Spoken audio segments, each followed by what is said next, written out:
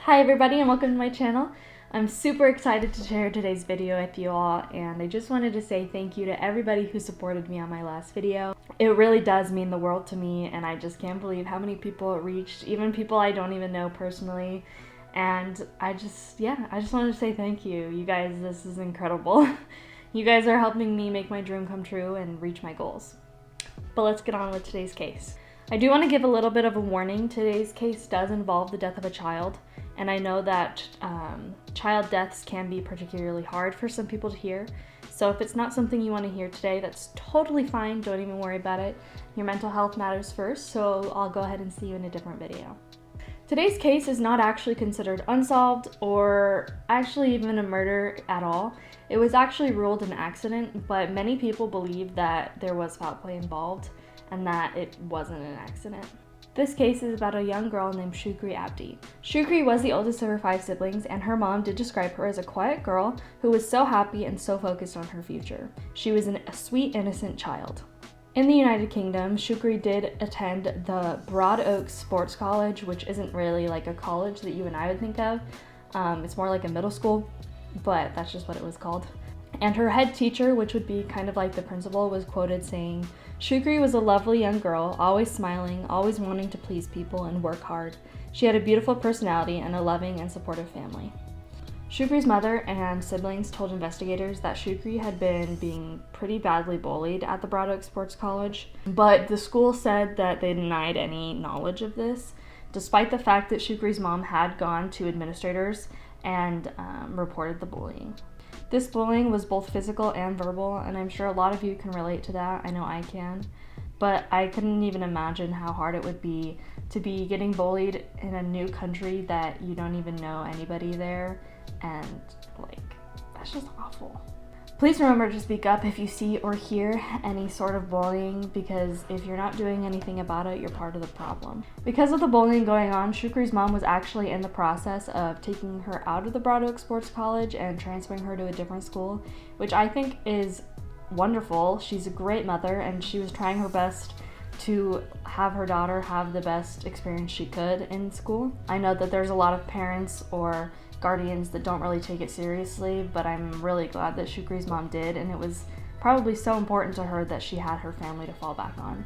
On June 27, 2019, Shukri and some other classmates from the Broad Oak Sports College were going to go to River Irwell after school to go swimming.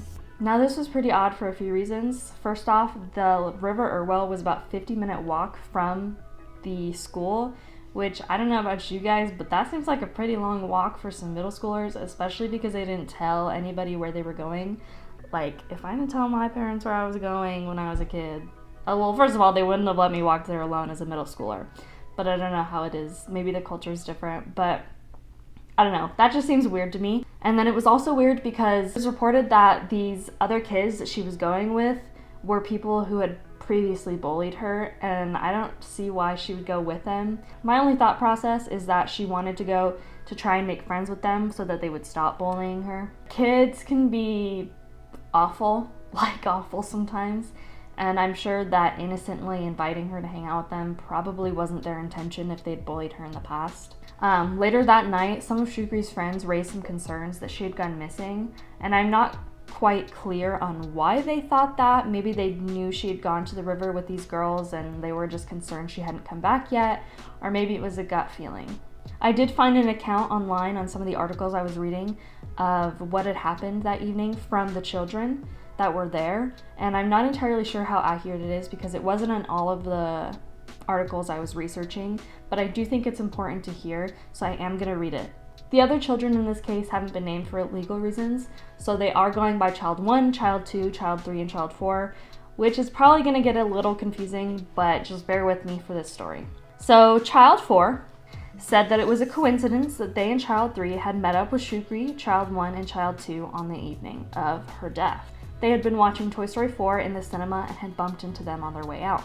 Child 3 and Child 4 did agree to go to the river with them, and they said that on the way there, Child 1 and Child 2 were being really friendly with Shukri. According to the children, Shukri didn't seem bothered by the fact that they were going to the water, even though previously they said that she had had fears of water and she didn't know how to swim. But when child 1 asked her how well she knew how to swim, she said she was all right at it. When they got to the river, child 4 said that child 1 and Shukri went into the deeper part, just below shoulder height of child 4, while child 2 remained in the shallower end.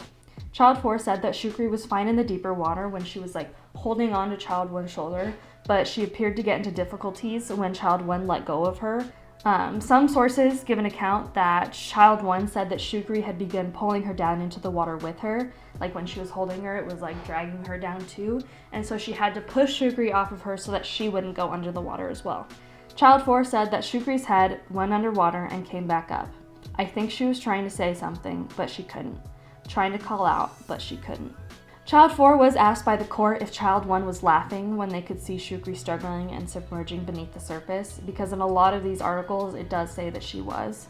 And child 4 did reply yes. She said they thought it was because they thought Shukri was joking about drowning, but child 4 said she could see that it wasn't a joke. Then child 4 did jump into the water to try to save Shukri, and child 3 ran to go get a stick to try and pull her out. Child 4 said, child 1 was laughing for a couple of minutes and was still laughing when me and child 3 were trying to help. Child 1 was still laughing when I jumped in. Child 4 said that neither child 1 or child 2 did anything to try to help save Shukri, and child 1 only stopped laughing when the police showed up. After jumping into the water to save Shukri, child 4 and 3 realized they would not be able to save her, so they ran to the nearby police station. That's the end of the account that I read of child 4 telling how the story went. So at 8 p.m. that night, the police were brought to the river, where they were informed that Shukri had drowned. Shukri's mother believes that child 1 and child 2 were not actually Shukri's friends, and that they did bring her out there to bully her that day. Again, Shukri's mother said that she didn't know how to swim and she had a fear of water, so she was confused as to why her daughter would have gone willingly into the deep end. However, I also found a report that said that child 1 had stated, "Get into the water or I'll kill you," to Shukri, but I also read in some articles that child 1's tutor had come forward and said that she really wasn't good at English and that she would use exaggerated expressions, even saying one time to her tutor, "If you eat all my biscuits, I'll kill you." So take that and interpret it the way you want. Only 8 hours after they had first arrived on the scene, they did announce that Shukri had died of a tragic accident. Many people in the community were not happy about this because they hadn't even interviewed all of the children that had been with her yet.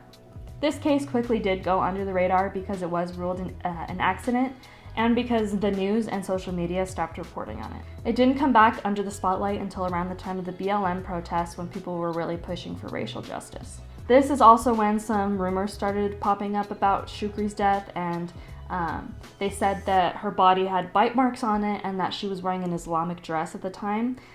Both were proven to be false. In court, it was decided that child 1 did not intentionally hurt Shukri and that it wasn't her fault that Shukri had drowned. The coroner has directly addressed rumors by saying it was simply an accidental drowning and there was no evidence of foul play. Shukri's family believes otherwise, along with a lot of other people in the community, and they're still pushing to get her justice today. There have been protests for Shukri calling out the Barrie police, claiming that they didn't treat this case like they would another because of her ethnic background. However, the police department did come out and say there was no evidence that they treated this case any different than they would others. Since Shukri's death, the Broad Oak Sports College, where she went to school, did change their name after being under fire for all of the reports of bullying. More children did come forward to say that they had been bullied or that they had seen bullying going on, and that their parents had also reported it to the administrators, but nothing was done about it. Obviously, the two main theories in this case are that child 1 intentionally drowned Shukri, or that it was an accident. In the eyes of the law, it is an accident and the case has been closed, so I don't think there's going to be any further investigation by the UK Barrie police. Personally, I believe there's strong sides to both theories on this case. I can see how it's an accident and it was just an unfortunate series of events, but I also can't shake the fact that she went with these people who were her bullies, and she went to a river 50 minutes away when she didn't know how to swim and she had a fear of water and she didn't even tell anybody she was going. It just doesn't sit right with me. I would love to know what you guys think really happened, whether it was an accident or it was foul play or maybe something else. So let me know down below in the comments. Thank you so much for watching. I hope you enjoyed this video, and if you did, please consider giving it a like and subscribing. I hope you all have a wonderful day, and I'll see you in my next one. Bye!